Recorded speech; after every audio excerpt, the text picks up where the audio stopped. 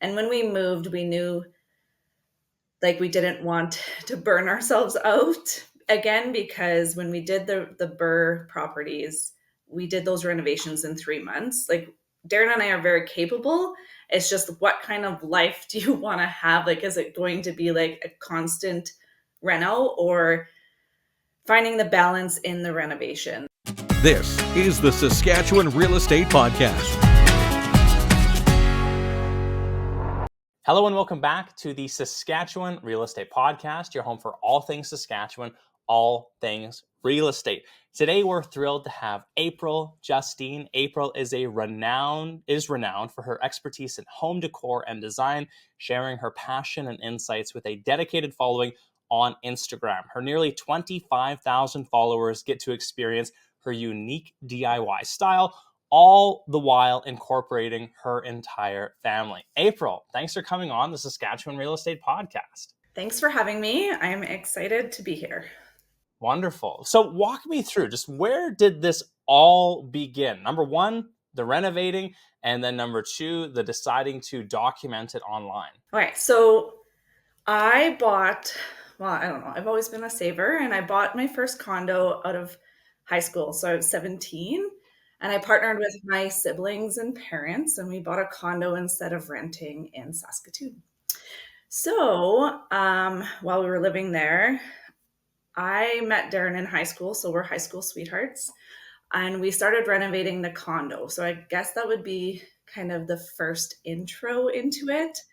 I've always been around it because at my grandma's house, so the farmhouse, which we've also been working on as well, my aunties would always come during the summer and do like little mini DIY renovations to improve grandma and grandpa's house a little bit for them. So I've always been around it, and that's kind of how it started. Brilliant. So where did we kind of go from there? You have the condo, you fix it up nicely. Did it become a rental when you moved on to the next property? Just walk me through kind of the cycle here. Okay, so after we finished university, we actually, I guess, I don't know if there's timing the market, but we sold, and each of us made about 28,000.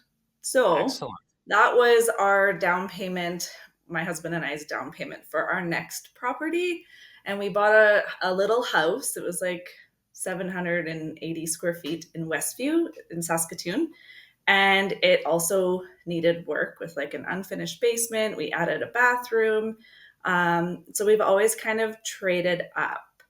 In 2012, we moved again to Warman. And at that point, the bank was like, oh, you can like keep both houses, and you have enough, you could buy this house and keep your other house. But we weren't comfortable at that time. Like we didn't know the ins and outs of rentals. So we sold and again, like traded up and moved to a bigger property. So that's kind of the one aspect, I guess, that has been where we've been going. In 2020, we jumped into the real estate market with buying our first investment property. And we partnered with a couple from Saskatoon. So Brilliant. So you know what I love about kind of this story is it's something that really anyone can do, April, because like if you just look at the Saskatoon market or even in Regina, condos are incredibly reasonable to get into for most people. Most people with any sort of income could get into a property like that and just like you, live in it, fix it up, and then move on to the next property. And I think maybe it's like a new generation thing that like the first house has to be the house that I'm staying in for the next 10 to 15 years.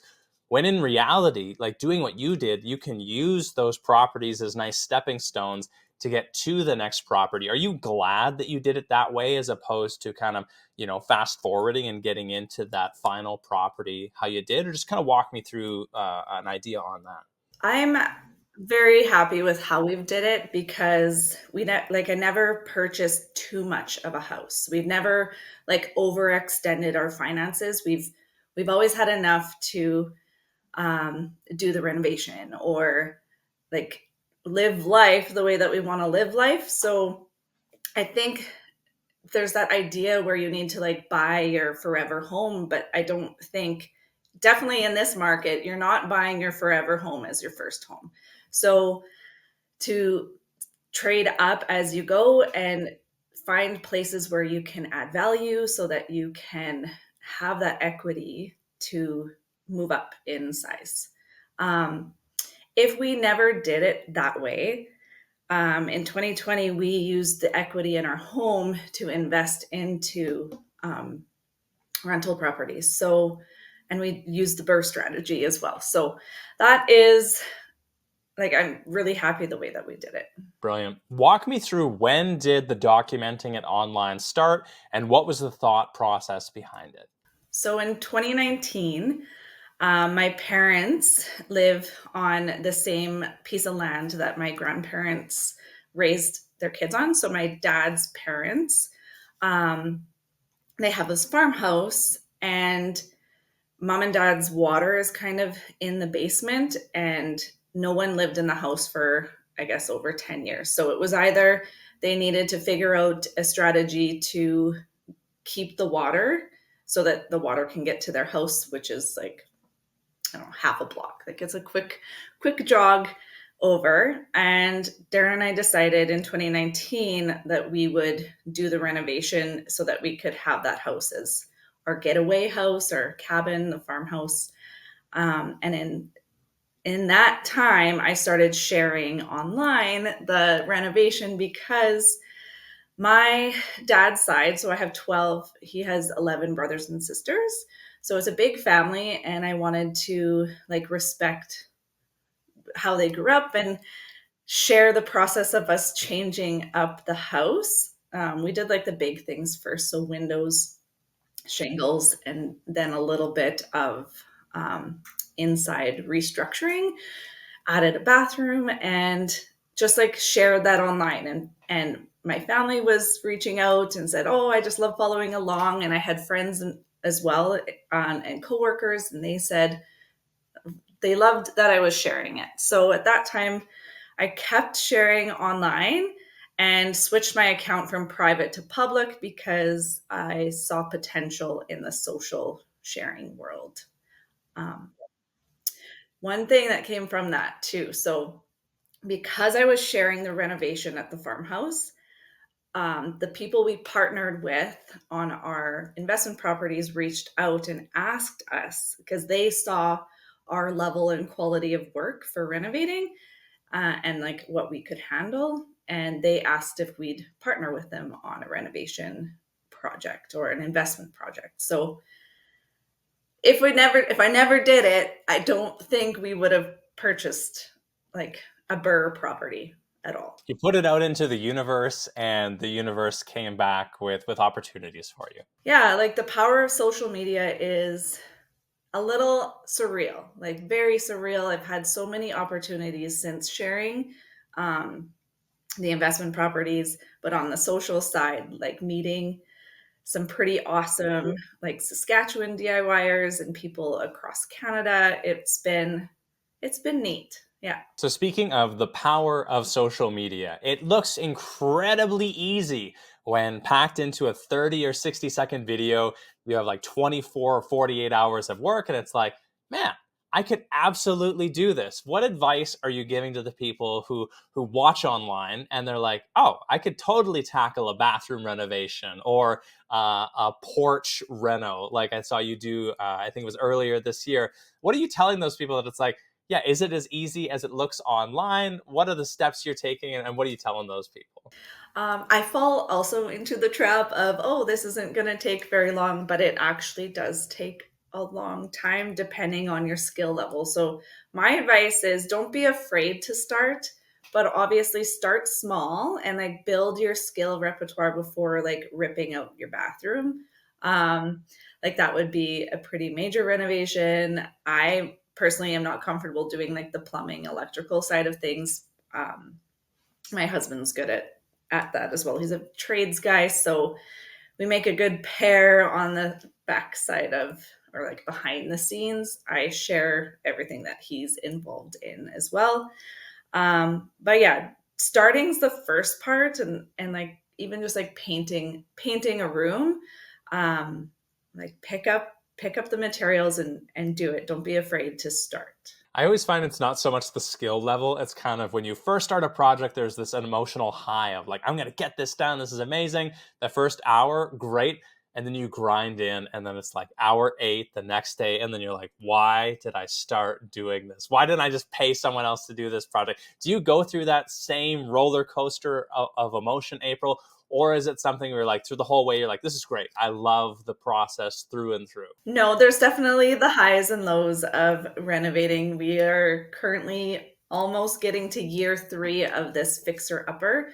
And when we moved, we knew like we didn't want to burn ourselves out again, because when we did the Burr properties, we did those renovations in 3 months. Like Darren and I are very capable. It's just what kind of life do you want to have? Like, is it going to be like a constant reno, or finding the balance in the renovation? So I like to break projects up into like manageable tasks. So when we started the kitchen, we bought a kitchen on Facebook Marketplace, and then we installed the cabinets and then waited. And then I felt confident enough. I was like, okay, I'm going to paint these. But our kitchen is really big. So I started with the lowers and the island we built last fall. So it's about a year ago that we painted the green in our kitchen. And then I did a few like secret projects for sponsored content. So that's kind of cool as well, because I you can get paid for doing work as online and sharing it. But I like sharing the everyday with my followers, and that's where I find like most value in it. Um, yeah. One thing that I really love that you guys do, April, is you include the entire family in these renovations, in these videos, and it really is like a family affair when you're doing a project. Walk me through how special it is to include the entire family in on something like this. And do you feel there's some kind of life skills that you're passing down, and it's a really nice thing to do as a family? Yeah, I don't want to force it on the kids, but they are around it. So if they are interested in learning, we've always looked for the teachable moments so that we can pass down some skills to them. So if they want to paint, I let them paint. If they want, when we were in like the full investment reno, the kids were there. Like I had Jojo on my hip and I was painting, and she was around it. She seems the most interested, the youngest, to do the things. I have a video of all 3 girls helping Darren mud and tape a wall at one of our investment properties in Saskatoon. So like whenever we can, like if they're interested, any kind of learning moment that's obviously safe, then we include them. And I think if I had, I would appreciate it. Maybe they'll appreciate it later to have those skills early on. Just a quick apprenticeship, and they'll go off into their own jobs later. Well, and what an amazing skill to be able to teach them, to show them the ability to buy a property that maybe needs some work, and then to be able to fix it up and add that sweat equity. And realistically, it's the easiest way to add appreciation to a property of buying something that needs a little bit of work, doing the work yourself, and boom, you have some automatic appreciation that you've put in to the property. So I think it's a wonderful thing that you can teach your kids and do it as a family. So I really appreciate that part. Where do you see all of this going, April? Is it just great to kind of keep this as a hobby? Have you been contacted by HGTV? Where is the next iteration of this? Or is it just awesome to be able to continue to buy properties, renovate, put it out online? Just walk me through kind of where you see yourself going. I have not been contacted by HGTV yet. Um, I think our goal as a family, like Darren and I, are looking at early retirement in our mid 50s. So we've been kind of like building what we can do to be able to do that. So investing our money where where it makes sense and not over leveraging it and buying like 50 doors and trying to be like the all-star people. Like there's there's there's something with just doing like that slow growth and being able to do what you can at your capacity, because I think that's important. I would, I've built my social accounts to a point where like it is a part-time job. And I think there's a lot of, I don't think people realize the work behind the social, like having a social account and doing it uh, for paid partnerships and doing all those things. There's a lot of work that goes behind it. So if we could manage like one of us going part time eventually, that would be great. We have cash flow from our properties, um, the side hustle of social media, like just looking at all the avenues. If we were to both, like our full-time jobs allow us to have the buying power. So I'm worried that if one of us were to cut back, the buying power wouldn't be there if we wanted to buy more properties. It's the amazing thing about real estate. And in a sense, you're doing it in a little different way, that you're also creating a social media side business, much in the same way that I am a mortgage broker, but I have the podcast. And there's lots of opportunities that come from strictly just the podcast side.